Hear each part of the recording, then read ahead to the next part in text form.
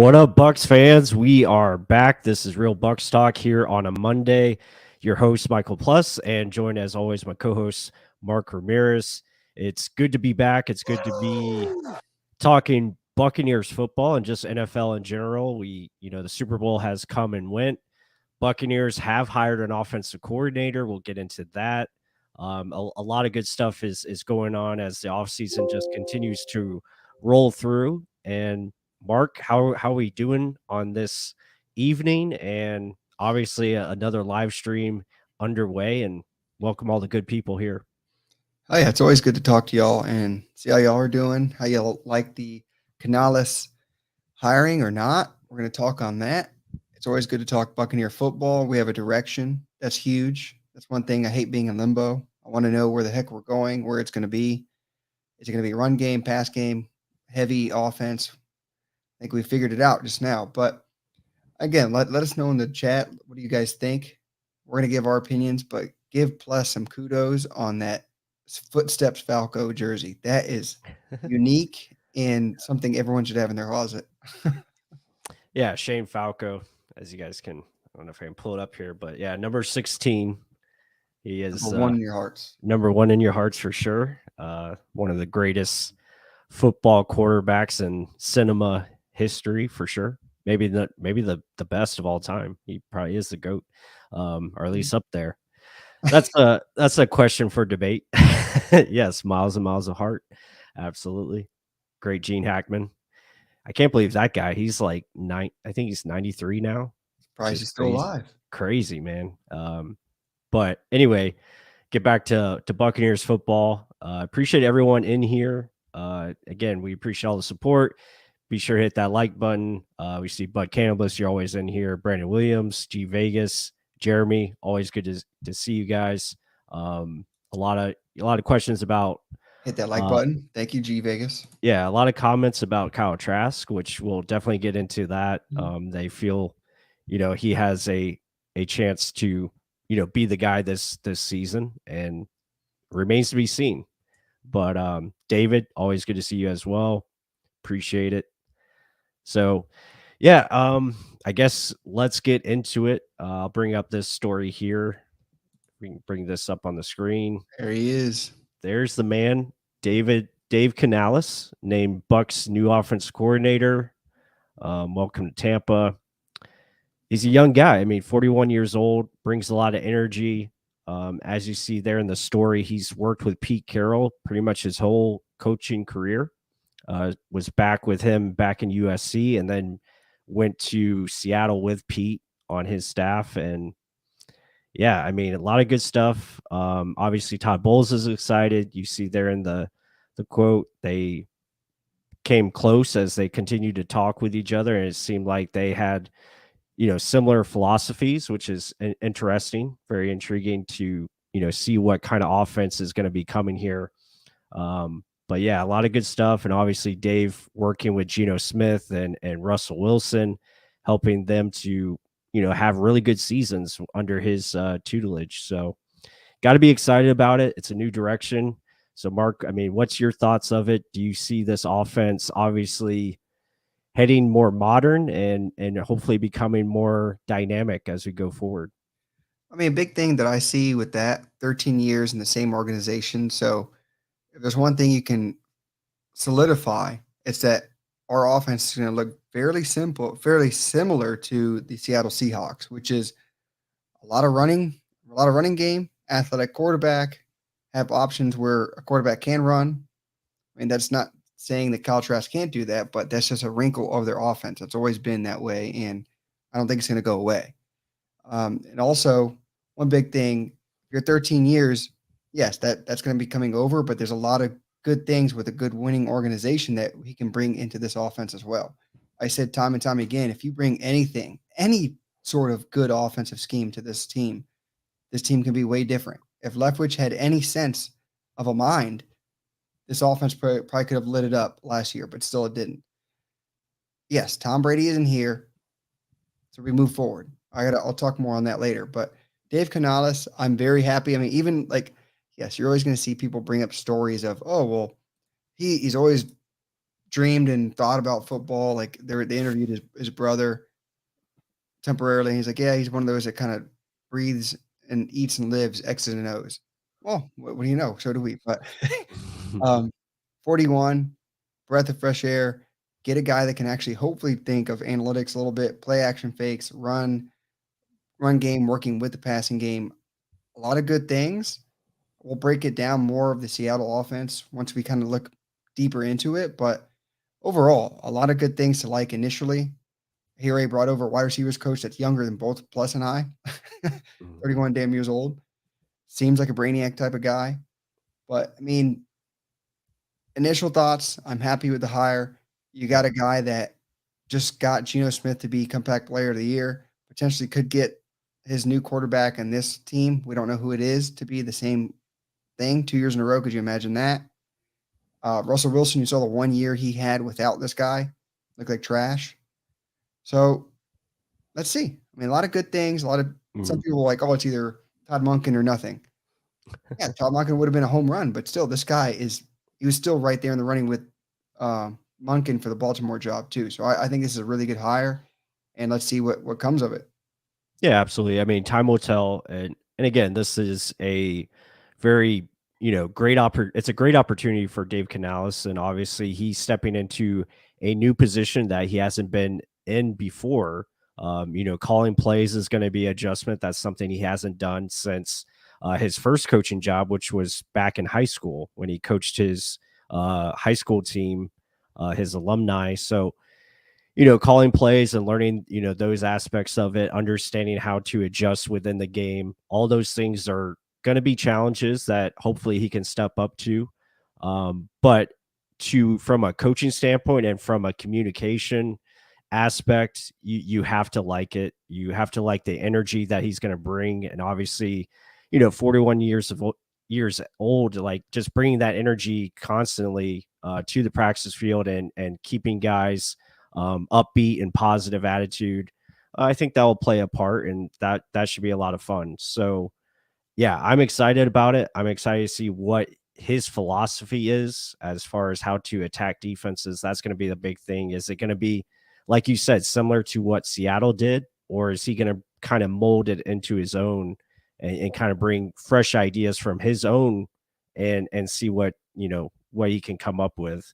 I do like that he has coached multiple positions, obviously quarterback, receivers, has been a passing game coordinator, so it has been involved with the game plan. And I think that's a big step. So yeah, it's the right move so far. And we just got to see how he surrounds himself with the staff, and obviously bring in Brad Idzik, who had up on the screen there. Let's bring him back up. Obviously bringing this guy in again, another young guy that's probably going to bring energy to the field and hopefully bring something different to a very strong receiving group that can, obviously, still show signs of improvement. And I think that's always good to see. And then also, you're going to hear rumors of. I saw someone in the chat kind of brought it up too Hmm. about Drew Lock coming over here. He's a free agent, someone that Dave Canales had in his QB room. I mean, you saw what Geno Smith could do. Could Drew Lock do the same? You don't know. You honestly don't know how many people wrote off Geno Smith. That was like his whole thing all last year. They wrote him off, and look what happens. We do know Drew Lock has a cannon of an arm.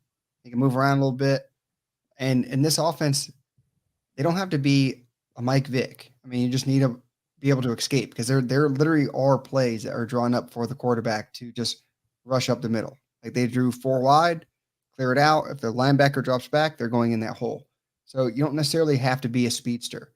So I mean, I like that aspect, the Hmm. ability to have a quarterback that can move. That's something that this team hasn't seen a little bit. Jameis maybe had a little bit of it, but he was still more of a pocket quarterback. He wasn't a runner.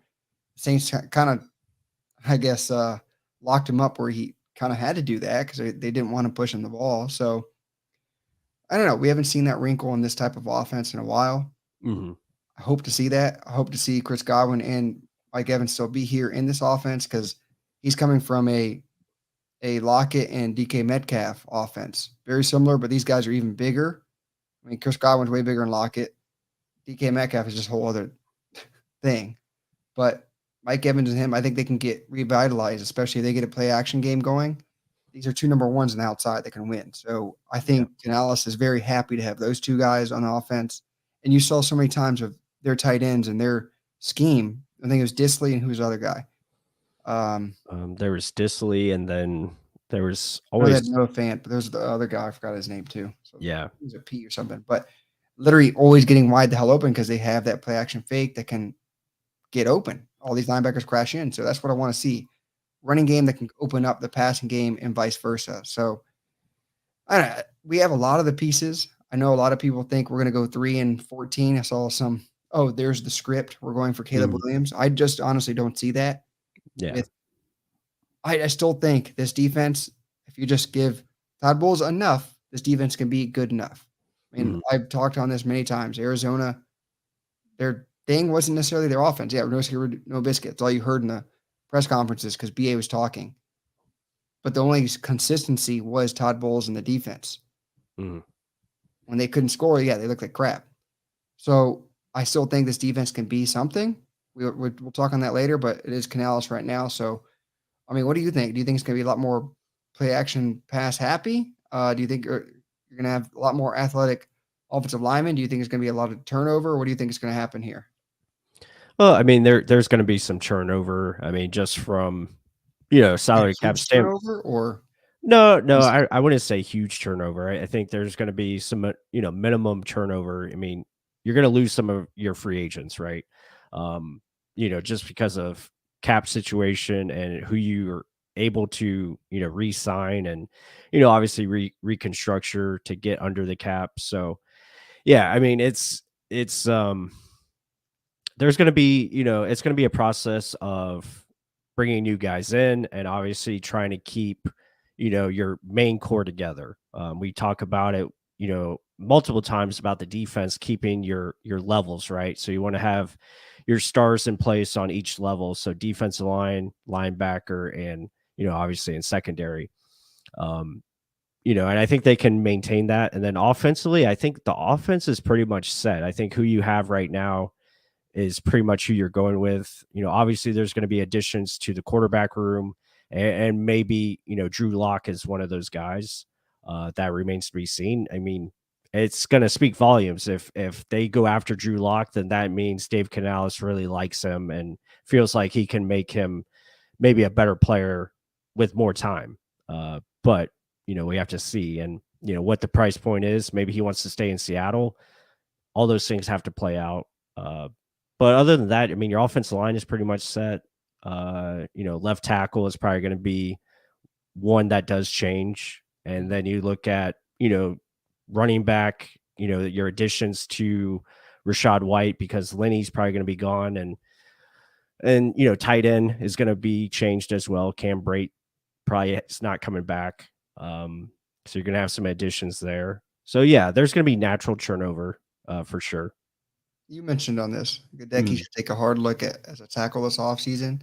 Let everyone know we're talking about this actually earlier. Say what your scenario was.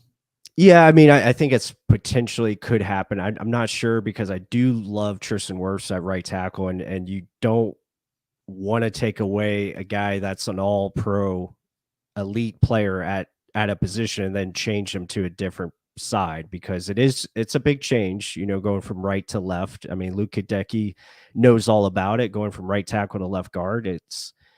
It's like, and I think Tristan, what were Gadecki. you gonna? Yeah, Gedeke. I think Tristan Wirfs talked about it. He's like, it's like wiping your butt with the opposite hand, is what he said. That's nice. Uh, Good visual. yeah, so it's like if you always wipe with your right hand and now you have to wipe your left, it's different. So you have to learn, you have to learn the new, nuances of that, playing from right to left. And I can say I know what that feels like because I broke my finger on my mm, right hand. Had to use my left. It felt awkward. Didn't yeah. like it. Go on, proceed. Right. So I mean, it you could go either way. You could go out and you could try to find a left tackle. You could go, try to find a veteran to come in here, or you could go out and see if you can find a right tackle. I mean, it's really what they want to do, but I'm probably, keeping that right side the same, and then, maybe you can either draft a left tackle or you go out and, get a veteran. But tackle is definitely a position where they're going to try to, add to and maybe upgrade if they can. Yeah. I'll say this again, looking at how Seattle runs things, they never truly invested much in the offensive line. I mean, that years and years, Mhm. that's what we've seen. It's like we said earlier, it's more athletic guys, and they're looking for more zone blocking just to kind of get out in space and move. That's why the running game was there. Their passing game is a quick read and then go, right? So it's either your first look, second look, or your running back's moving. That's why I honestly think that there has to be either more athletic quarterback or they're going to ask Trask to do a little bit more, or someone else that can do it will come in. And I think that's part of what Todd Bowles liked. Like, yes, we hear BA say, "Oh, Trask is it," blah blah blah. He learned under Tom Brady, Blaine Gabbert. It's his time now. I take nothing of what BA says right now as truth because Todd Bowles has fired everyone that BA ever assigned a job, and it's Todd Bowles' job. It's Yeah. no longer BA. So whatever comes in the news with BA, just let it go. That's all I'm going to say about that. So I think when he saw Canales made something out of Geno Smith, and Todd Bowles had Geno Smith for some time. He's like, "Holy shit, Mhm. how'd you make this guy that?" When I knew what he was prior, you made him into a guy that was elite accuracy, elite just decision making. Tore us up in that fourth quarter in Germany. They just came up a little bit short. And again, our offense decided not to do anything until late. Um, so I think there's a lot of similarities and things he likes. A good quarterback's coach that can kind of call it up, but let's see. We don't Mhm. know how he can call a game. There's Yeah. never been any, oh, he knows how to do this. He can scheme it up well. We just know he does well with quarterbacks. That doesn't necessarily make him a great play caller, right? I Yeah. mean, Yeah. so let's see how it works out.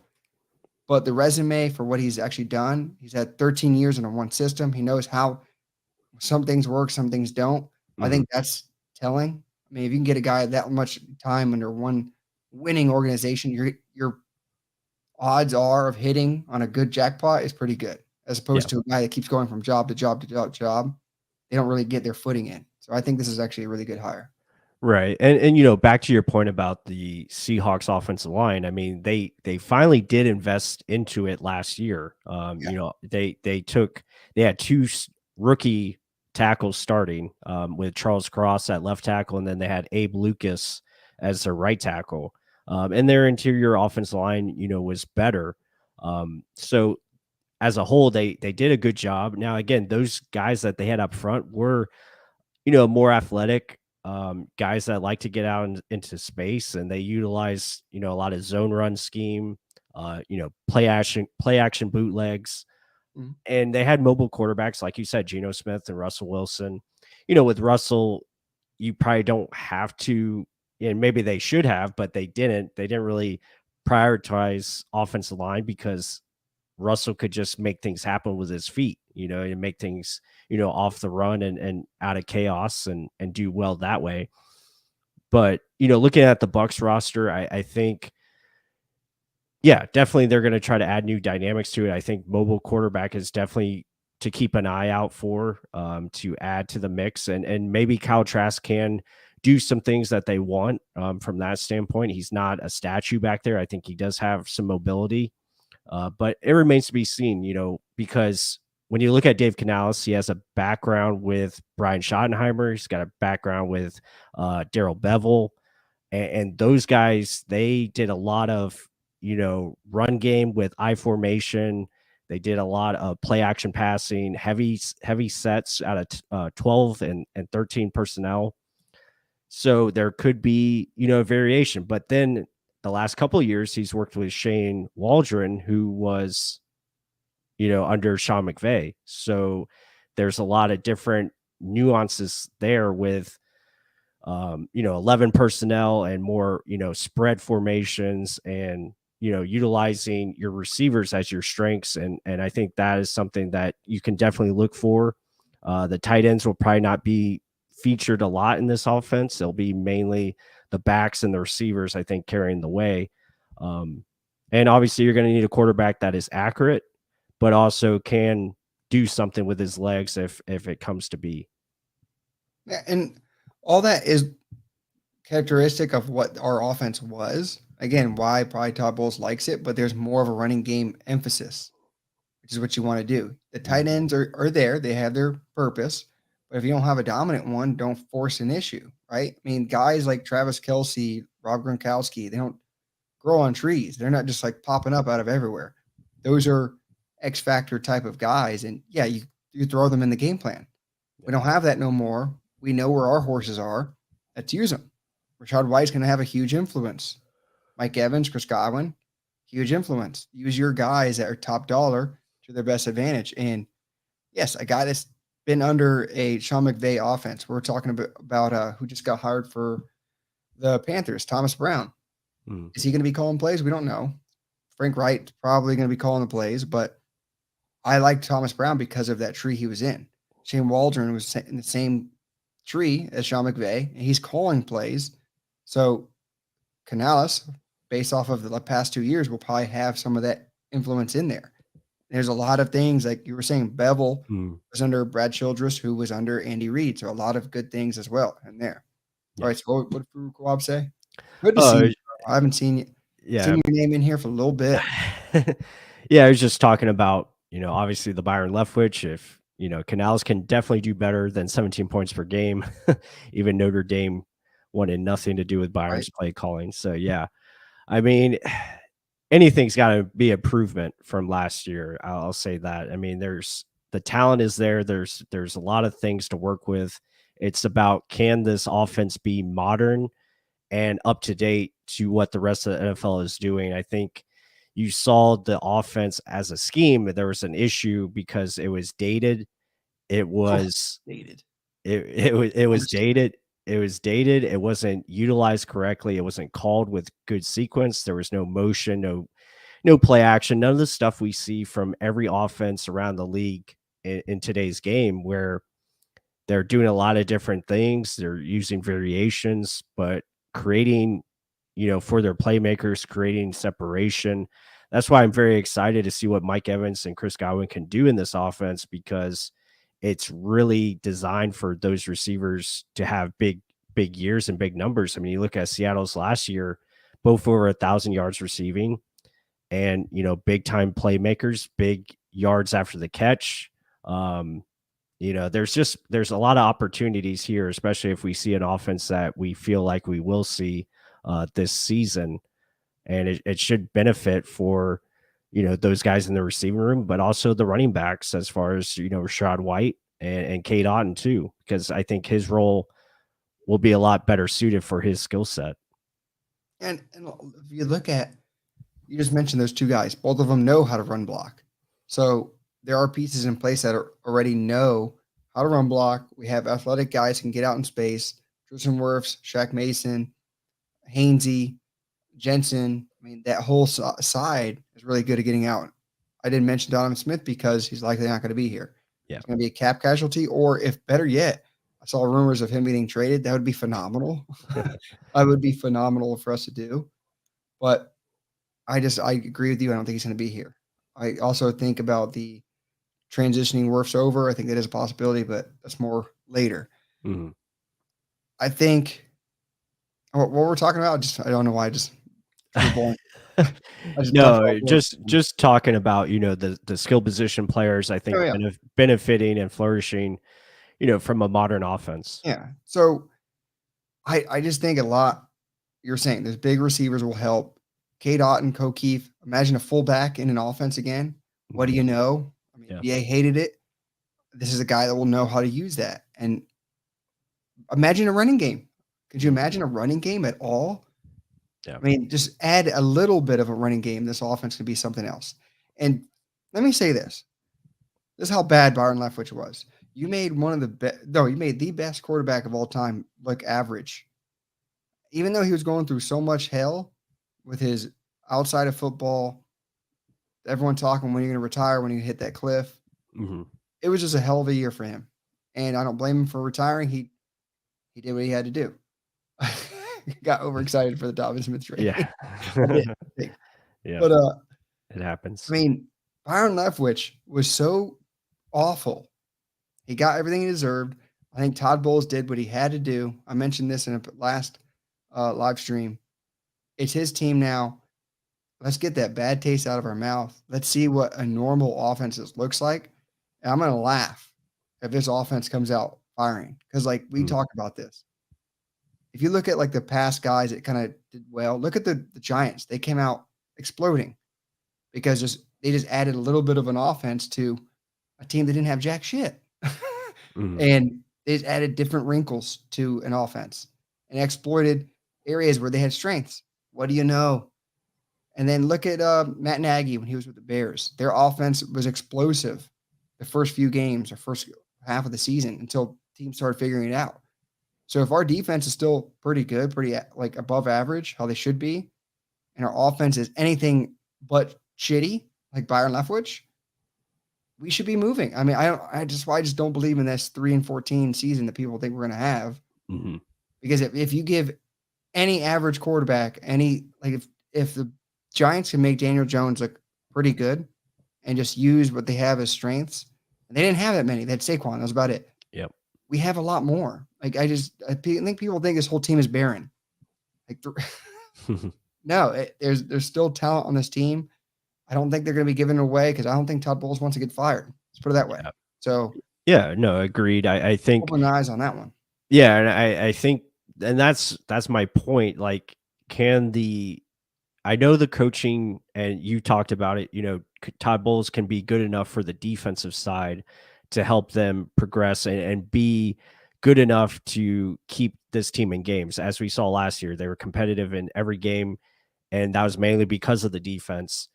Now, can the offensive coaching with Dave Canales as the leader now, can he take this offense to a high enough level with his scheme and play calling to hide average QB play? That is going to be the question. Can he do that where he raises the level of the star talent that we do have at receiver, running back, or at least up and coming potential at running back, and then offensive line be, good enough to have a decent offense where you're scoring at least 24 points per game or somewhere in that realm, and you can find a way to win, 8 to 10 games this year. I think that's definitely in the realm of possibility, but will it happen? We have to see. And again, a lot of moves have to be made. We have to find out who's brought in at quarterback.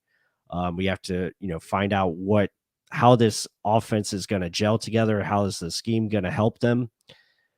And the biggest thing, and I didn't even say this, but the biggest thing is the execution. Is it going to be easier because of the scheme that is being asked and what they're being asked to do? I think that is something that you can definitely look at, because if it's something very similar to what Seattle did, then the offense is very direct. It's an offense that it's, 1 to 2 reads and you're getting rid of the football, and it's all designed. There will be no option routes. It's all variations of pretty much the same play, but you're running it in different ways. And can you be smart enough to adjust as the season goes on to keep teams off balance? Because you look at Andy Reid, for example, like he's the best at making those adjustments. Eagles, the teams that were in the Super Bowl, I mean, they were so smart in how they changed their variations. Jacksonville is another one. San Francisco, obviously, with their scheme. Can we do something like that where it can hide an average quarterback play, or it won't kill you if your quarterback isn't making, miraculous throws every week? Well, I mean, I wish I could find this. Mm-hmm. Just because he was hired, literally Google hides every other story that there is. So you got to go through a rabbit hole to find it. But yeah, it's every prospect of coordinator that came up, Plus and I always dive into it, seeing, is this a possible candidate? Could we hire this guy? Would we like him if we did? mm-hmm. Because we're obsessed. We're ridiculous addicts, I guess you would call us. But I mean, I was reading a story where they were literally interviewing him about Geno Smith, how the heck he's becoming this comeback player of the year. What made him this special? What did you see in him? And literally he was just saying, like, no, like we all knew he had a good accurate arm. He had a good strong arm. We just literally simplified it. It was, okay, if this defense is giving you the first read, take the first read. It's that simple. If the defense already took away that first read, go to the second. If you can't, get out. How simple is that? As opposed to a BA Byron Leftwich offense, which is, let's read the whole entire 5 targets that we have out there. Go through all 5. And then if that's not the issue, either throw it away or just keep looking down the field. That, like, we need to adapt. And then we did die. Byron Leftwich died off. Yeah. So, I mean, we need to have quicker, easier options. And like you were just saying, can you make an average quarterback look good? I mean, you don't know what you have in Kyle Trask. I know people are already writing him off and maybe saying, oh, he's not fit for the system. You don't know that. I've seen people writing off Drew Lock already. He's not even on this team, but he's a possibility, especially a team that doesn't have a starting quarterback solidified. There's just one quarterback who's never even played more than a quarter in an NFL regular season game. Right. Drew Lock has. He already has more seasoning in this offense. That's why he's probably a likely candidate to become a Buccaneer. And I guarantee in his head, he's like, I can win that starting job. And that's what you want. You want competition. I've already seen people write off Baker Mayfield. Oh, I don't want that trash. Washed up goods. Again, who's using him and how are they using him? And were they just looking at a small sample size? And then look what Sean McVay's offense did with him in a short sample size. We have a guy that knows how to run it like that. So I know the latest was New Orleans looking at him, but I mean, it's just, what does your offensive coordinator do to better you? Byron Leftwich didn't know how to do that. I know I'm bashing him. He deserves every bash he gets. Let's just put it that way. So will Canales help with that? We'll find out. And one more point. All these people downing any quarterback prospect of coming to the Bucs because it's not Tom Brady. Shut the hell up. I mean, no one's Tom Brady. No one will ever be Tom Brady. And there's no way you can expect the next guy to be coming in here to be anywhere near that guy's shoes. So let's just expect average or hopefully a little bit better than average. I'm not looking for Hall of Famers just yet. Tom Brady didn't become a Hall of Famer yet either, and over one season either. So come on. I don't. Yeah, we're not going to have that type of quarterback play. We're just not going to have Tom Brady at quarterback. It's just not happening. So, yeah, I think if you can get average to maybe above average, and that's why I talk about, with the scheme and being it and having a modern scheme where it's just better with pre-snap motion, it's better with play action, it's 1 to 2 reads, it's direct, and it's just making sure you set up your best players. And I think it's going to highlight Mike Evans, highlight Chris Godwin, and make those guys featured where you can isolate them because of the modern offense, and you can feature them often and make it easier for the quarterback to put the ball in a place where they can go out and make plays. And I think that is going to be really beneficial because that will help them, but then it'll also set up your running attack with the running attack being mirrored to your passing game like we talked about. So I think just having a more balanced dynamic. And then if we do have a quarterback that is mobile and can attack defenses that way as well, obviously sets you up for much easier success and easier execution. A lot of things, will take place. So now, granted, they got to learn this offense. So it is a new offense. So that's going to be a challenge.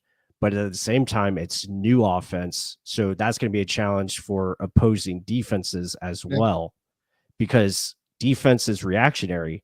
If they don't know what's coming, then obviously success can happen at a much faster rate.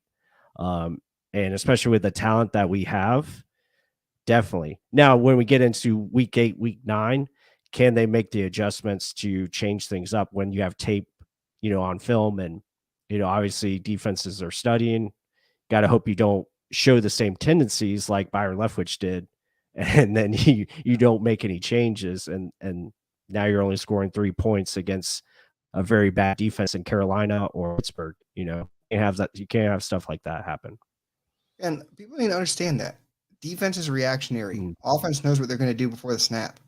Defense knows where they need to be, but they don't know what the offensive player is going to do. They know what zone they need to be in, or they know what man they need to be on. But there's at times in the defense where they have to switch.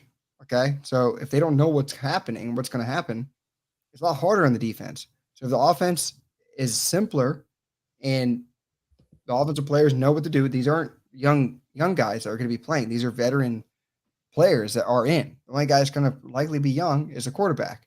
Yes, that's your decision maker, but if you make it easier on him, it should be a simpler transition if these guys are going. There's no more option routes. You know how much that messed up Tom Brady and Mike Evans' connection early on, where he thought he had to keep going up, but he was supposed to slant in. I mean, that's no longer going to be in there. We think. I think it's just going to be dead on. This is what you run. 1-2 option, get out. From what I've read, what I've seen early on, that's what it seems like it's going to be. So a lot of this miscommunication of, it could be this. If it's this, do this. Yeah, in theory, it works if they're on the same page. If it's not, you're going to have errant interceptions where you're like, well, who the hell's fault was that? And then BA has to come in later and say it was this guy's fault.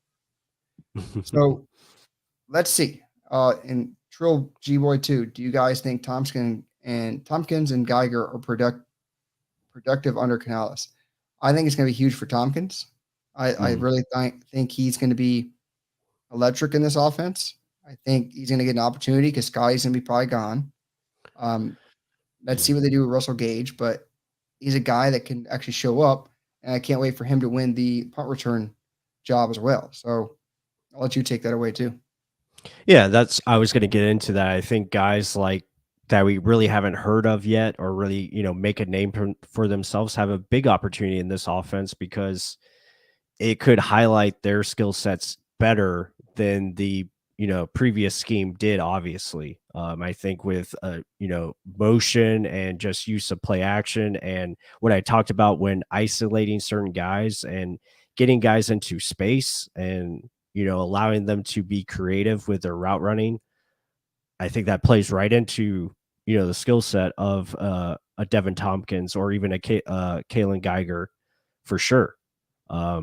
So having opportunities for those guys, I think, will play big dividends. And it changes the way you draft. It changes the way you go out and attack free agency because there's just more opportunities for certain players. You're not going to see as often like Chris Godwin going into the slot like we did in the past because Chris Godwin was a big part of the run game. He might not be asked to do that now, so it opens up things for him on the outside. It opens things up for a traditional slot, a smaller guy to be in the slot now because he might not have to be asked to block. So there's different variations there where it can open up a lot more things for certain players and just a whole new dynamic of what you're asking guys to do. And I think that is going to be the biggest change that we see going forward. And hopefully for the better, for sure. But I wanted to bring up, as we transition, I want to bring up see if I can get this on here. Here we go. I think it edited it. You kind of froze. There we go. Happened? Okay. Oh, you're good. Okay. I don't know why. Okay. Boom. All right. You guys can see that. Let me take. Yeah, there we go. So yeah, this is the free agents. I don't know why they have Tom Brady still out there on there, but this is Mike. But yeah, these are all the. Yeah, so this is all. These are all the free agent quarterbacks available, and I talked about a little bit in my video yesterday, or the video that came out today, of the quarterback position, and obviously Derek Carr is a name to watch. Baker Mayfield, Sam Darnold, Jimmy Garoppolo. But just realistic options is probably like Jacoby Brissett. The high end would probably be Baker Mayfield. And you look at guys like Taylor Heineke. See what else we got down here. That's pretty much it. I mean, maybe Gardner Minshew, but I mean, not a lot of options. And you obviously see Drew Lock there as well. But we're not going to be going after the big names. Obviously, Lamar Jackson is not coming here. And Derek Carr, I don't think is coming here either, just because of what he's going to get on the open market. Daniel Jones obviously wants way too much money. So, I mean, just your thoughts on that, Mark, on the quarterbacks. I mean, potentially Gardner Minshew. I don't know what people think about him, but that's a guy Mhm. that fits the mold. He can Right. move. He's been in multiple systems. He's he was in the Eagles tree just a season ago. Yeah, he kind of got some of their losses last year, but still, like potentially, you don't know. A lot of this, you don't truly know who. What was it because of offensive coordinators? What was it because of just lack of the quarterback play as opposed to the receivers, offensive line, play calling? You don't truly know. At the end of the day, I trust the guys that we have on our team. Let's talk about Byron Leftwich. I trust my guys. Yeah, I trusted them, not Byron Leftwich. I'm gonna ride his. Oh, it's got that bad taste. I got to spit it out. Mhm. But I mean, Minshew, I don't know. Well, he's very popular, Mhm. but I'm gonna stick with guys that I've heard, like Rick Stroud talk about a lot. Baker was on that list, on that Yeah. short list, I guess, of guys that they had to potentially look at if Brady never came back last year. So I'm taking that as in, okay, he's probably the top, one of the top guys on our list.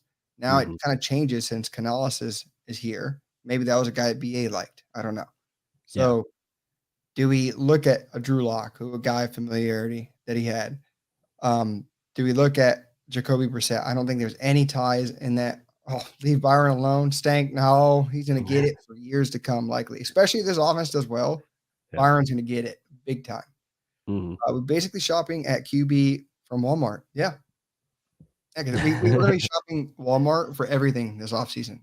We're in a Yeah. recession, guys. You don't see not only Hey, in real life, we're in recession here in the Tampa Bay Buccaneers. So yeah, you gotta save money, and, you know, obviously obviously, they're gonna try to reset the cap a little bit, so invest in some gold and some silver. absolutely. Yeah, but I think, you know, Jacoby Brissett, I think definitely could be an option. I know you said no, but I think he could be possible. Baker Mayfield, I think that would be like the high end of the list. I think he's probably the most talented.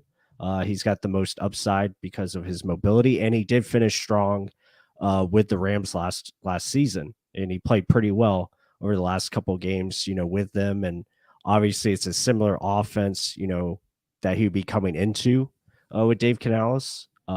So, I mean, you wish the options were better, but these are the options that are there. And you know, I think they're going to bring in competition for Kyle Trask and see what Kyle can do.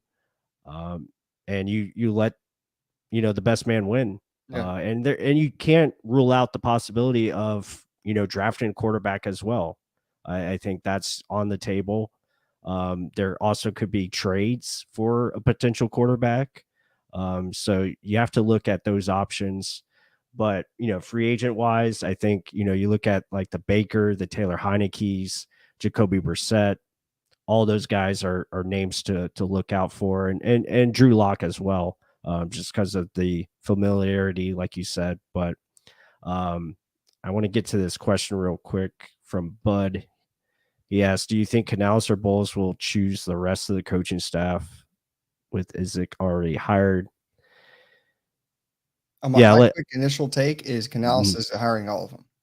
yeah, I think Bowles truly is understanding of I got to handle one side, and I got to literally give the keys away to the offensive coordinator that knows what they're talking about, and I can just oversee everything, not necessarily do everything, but oversee it. And that's what a true coach is supposed to do. And I think he just had his he was trying to give a voice to the offensive side, and they just weren't listening at all. I think he just agrees with how Canales thinks on offense, like schematically and where to attack and stuff like that. And he's gonna let him run. I mean, if this guy I can't pronounce it, Idzik, is that how you pronounce it? yeah, Isaac. Is he gonna get this Idzik? Same thing with Gedeke last year. Um, just we don't have to say his name that many times. But if Right. he already hired him, very close guy to him, I don't think I think he's literally a higher. Let's see what he even does with Goodwin and um, the rest of the staff. See if he keeps them, or he's like, oh no, I have other guys I had in mind as well. Right. That's another wrinkle to it. Like the offensive coordinator that we hired had to understand there were guys here from another staff that they have to gel together. Hmm.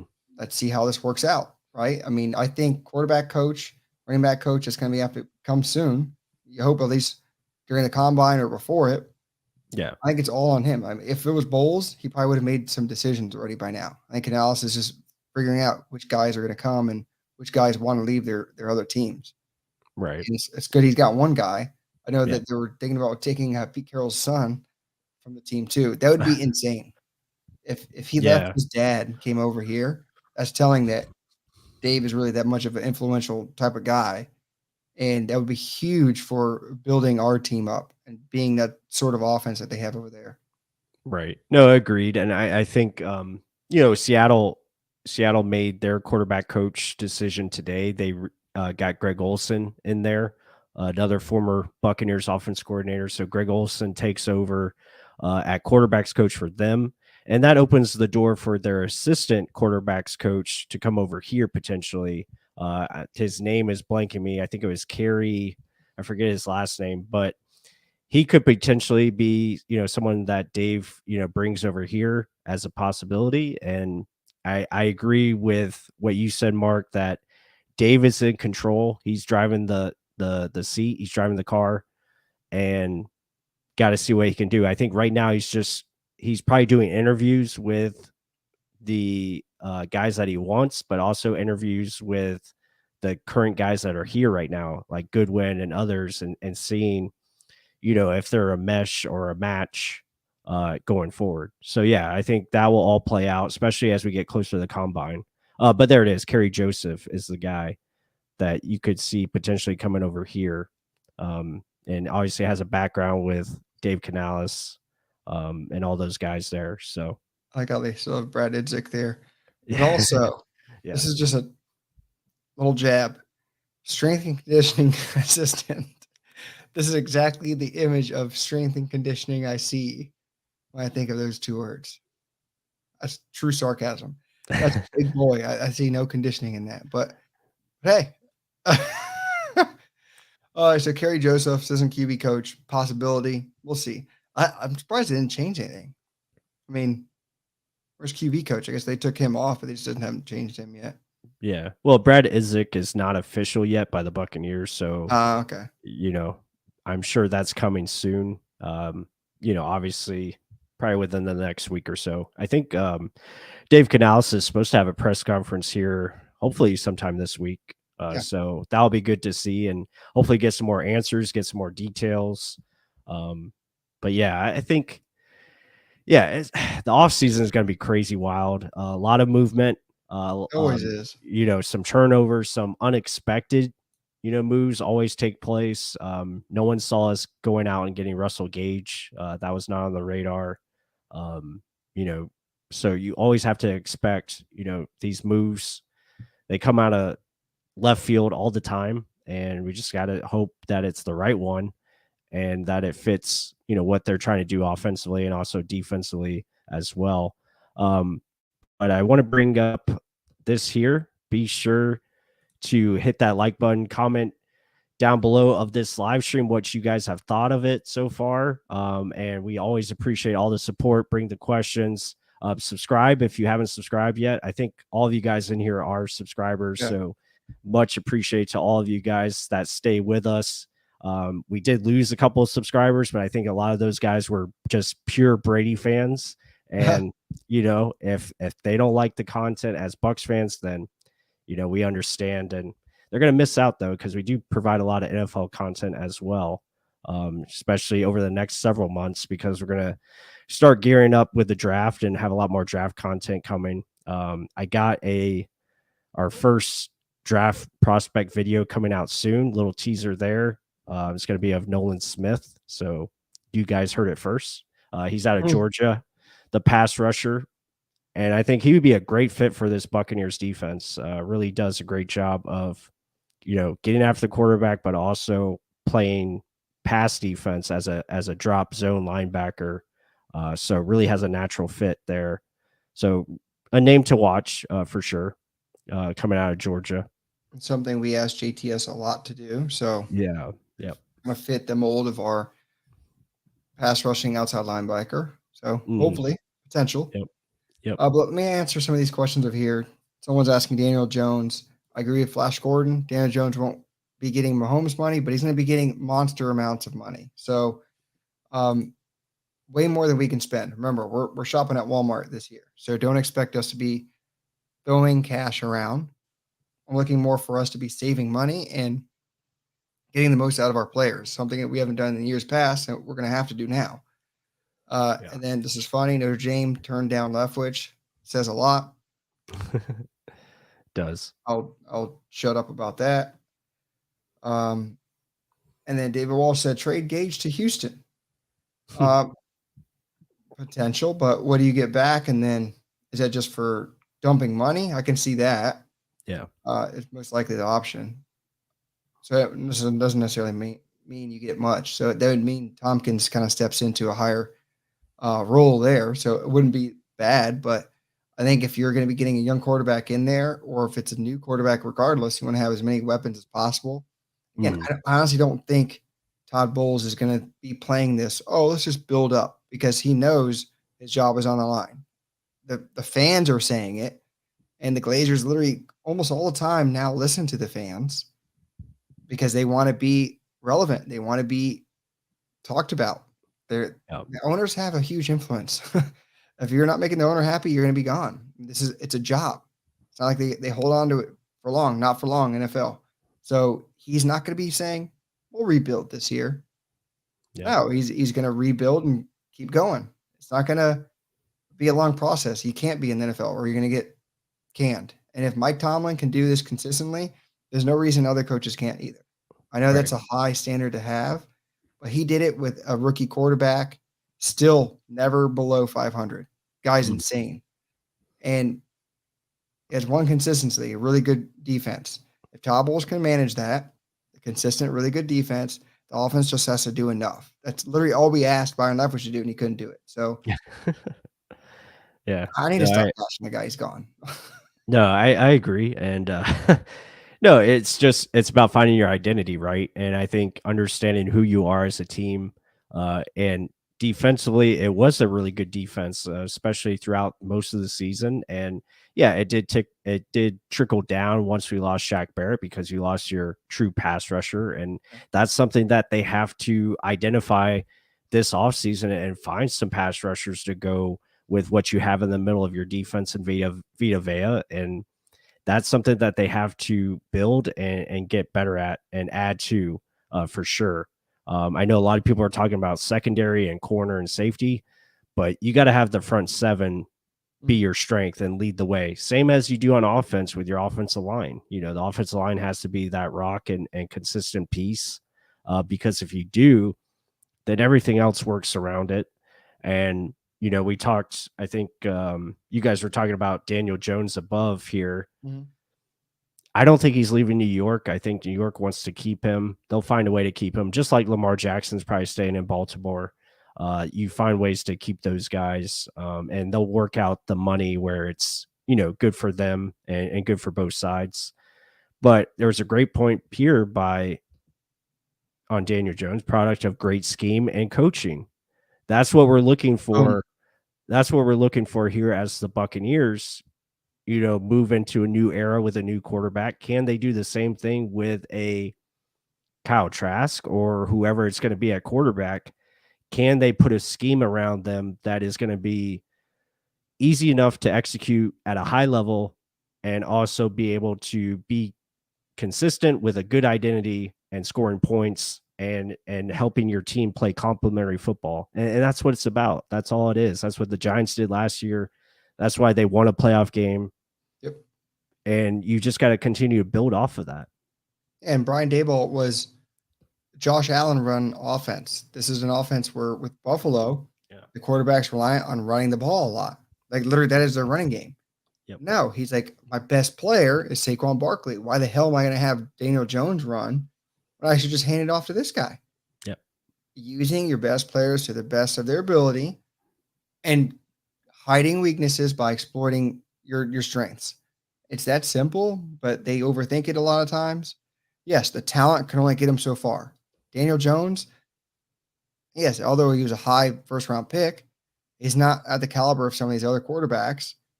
And then they had Saquon. Like, can you name anyone else on their offense? Not necessarily. I mean, they traded or cut Tony, Kadarius Tony, who's a first round pick as well. Slayton's in there, but I think he's their leading receiver, but he's not a household name. Yeah. So you didn't really have much. You had one guy. Look at this team that's loaded with offensive talent. Chris Godwin, Mike Evans, Rashad White. I mean, I'm waiting for O'Keefe to go off. Like Kate Otten. I mean, there are guys here that we can get the ball to. So Right. it's not empty. Like I want to tell people. Let's look at the actual roster. Let's do this. Since guys are on currently, let's bring this bigger. Mike Evans, Tompkins, Chris Godwin, Russell Gage. Those are your 4 receivers right now. Everyone else is free agent. Scotty gone, Julio gone, Perriman likely gone. So I'm not upset about that. You have 4 really good ones. Whoever says we're going to trade Godwin and Mike Evans, no. If that happens, it has to be the scenario where they're saying that they could be going after Justin Fields. I see no other issue or way that any of these guys are traded. Maybe Gage for a cap casualty, maybe. But otherwise, I think that's solidified. Dalvin Smith, 100%, I can see him going because of the cap. Hopefully a trade. If not, he's likely cut because that's a huge number he's holding. Yep. Then the rest of these guys are likely staying. I'll let you kind of take over from there because I'm talking too much now. No, you're fine. No, I think the offensive line is pretty much set. Again, it's just figuring out who your left tackle is going to be, and that's a huge part of your offensive line, no doubt about it. But you have to be comfortable or at least satisfied with the interior, especially with Ryan Jensen coming back and Shaq Mason was, definitely serviceable last year. Robert Hainsey, Luke Gedeke, hopefully they take steps forward. Now, Luke, it depends on where he's going to be playing, but you have some versatility. You like what you saw from Brandon Walton as well. Aaron Stinney potentially coming back too. So, if they sign him back, which I'm sure they could sign him back for cheap, coming off the injury. Yeah. So you have options there.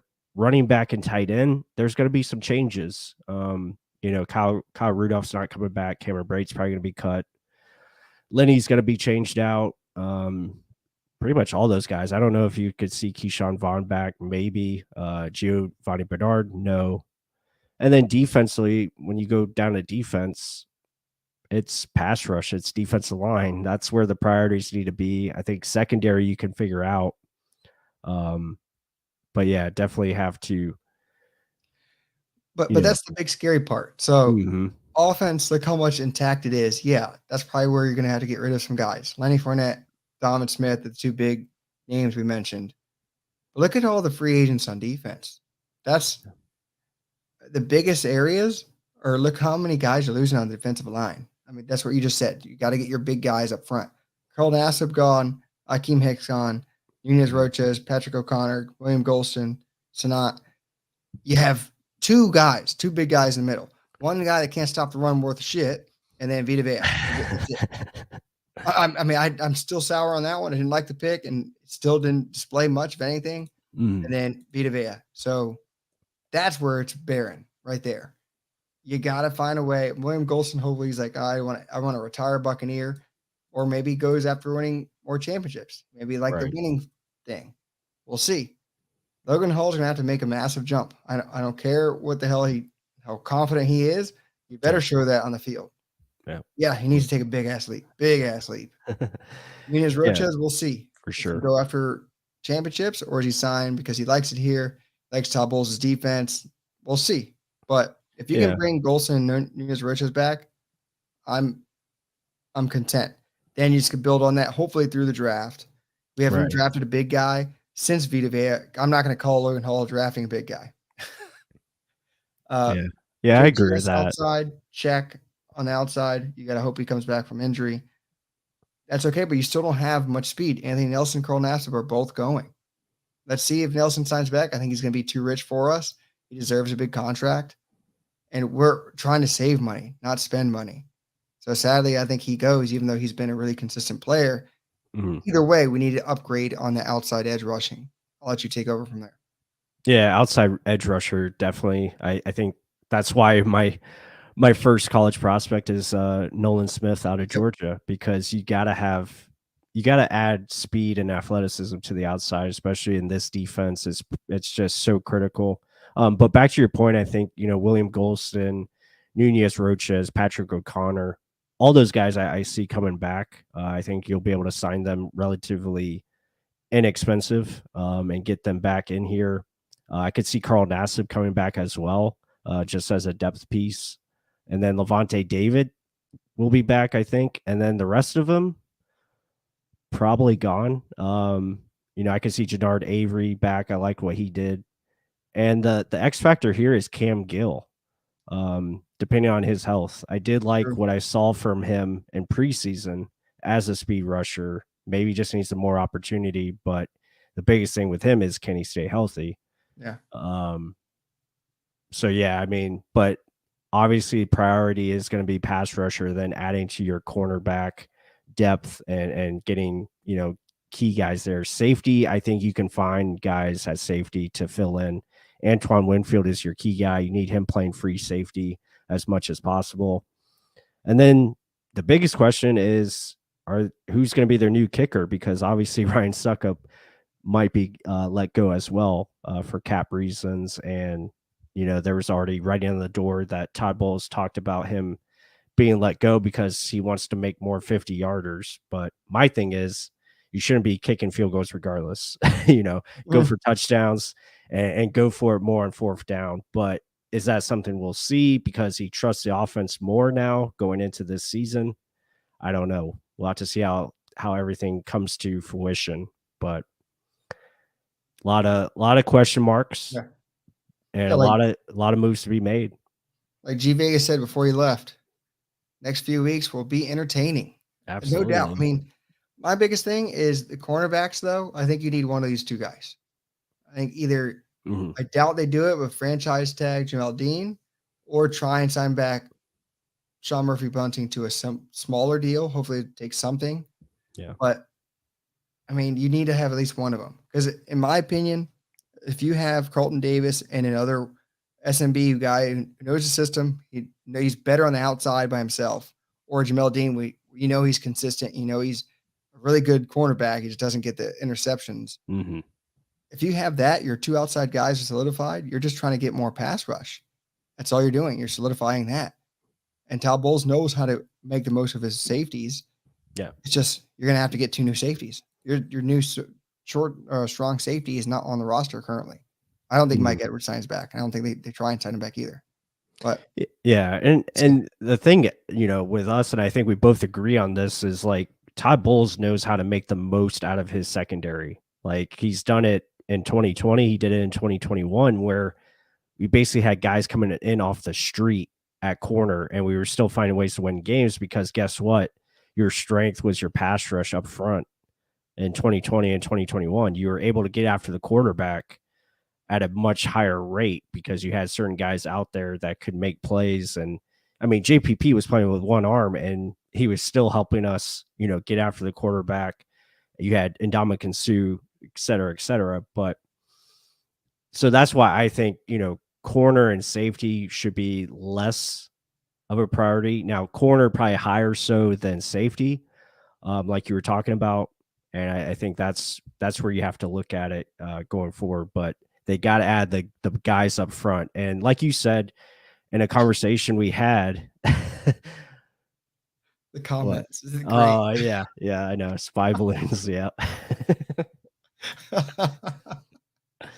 That's uh, awesome. yeah. Hey, Mikey, we appreciate the super chat, man. I don't know if we've seen you in here. Please subscribe if you haven't already. But he says, Brian Branch, you are a Tampa Bay Buccaneer. Trade up. So he's talking about the Alabama corner slash safety prospect who, could be, definitely an option at 19. I don't know if they'll trade up for him, but again, it just depends on who's available. If there's a better pass rusher available, hopefully we go after that guy. But yeah, I mean, you would like to add playmakers to your secondary for sure.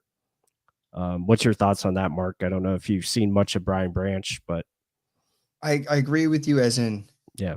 I think we should put all of our eggs in the defensive line or Mhm. pass rush issue, fix the trenches, and the backside will fix itself. I mean, we've talked about the levels aspect of it. You have a big fat guy in the middle in Vita Vea who is destructive, but you need to give him some help on the outside.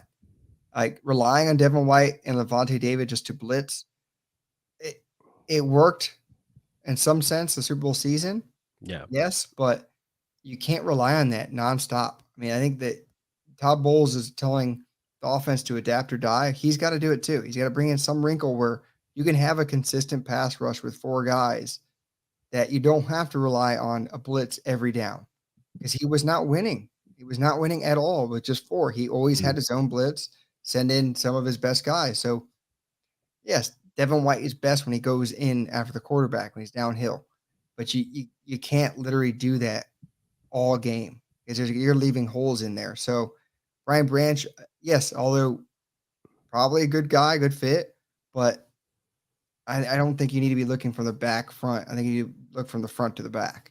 Mhm. Yeah, Is my absolutely. And don't get us wrong, you want to take the best player available. So I mean, if he is that guy, then obviously we would support it because you're adding another terrific talent to your secondary to go alongside Carlton Davis and Antoine Winfield.